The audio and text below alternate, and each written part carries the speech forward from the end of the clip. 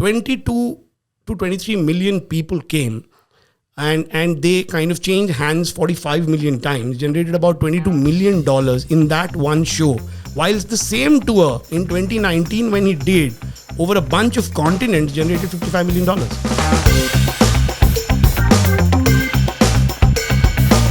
So what is the future of experiences? And I'm not even separating real and digital.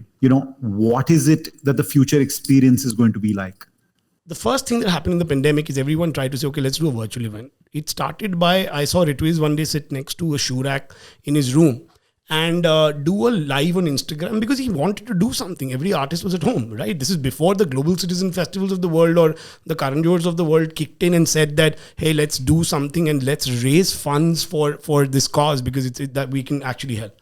But that transitioned so quickly into, it's amazing how as live experience or live entertainment professionals, we've been able to adapt. We must everybody in this room and everyone out there in the industry give a massive pat on that. We've seen a 94% drop in every kind of revenue. We held back our teams somehow to ensure we go forward. But very soon, someone like Moment House, which is a live stream platform, dropped a Johnny Orlando live. It was done well, right? No one knew what's happening. This was before anything large that you saw on a platform ever happened. Then, this is a Justin Bieber Kygo backed platform run by an Indian guy called Arjun from Canada, right?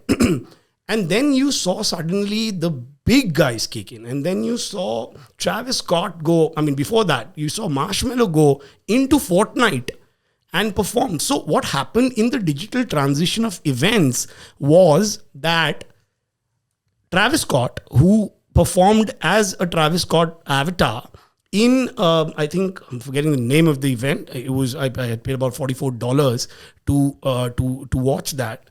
22 to 23 million people came. And they kind of changed hands 45 million times, generated about $22 million in that one show. Whilst the same tour in 2019, when he did over a bunch of continents, generated $55 million. So what happened to what we think is a digital event in a green screen room versus what the pandemic was doing and so fast? And this, I can keep going on, and then Ariana Grande and everybody. And today it's second. And then when BTS dropped it and kind of broke all records, everyone was like, wow.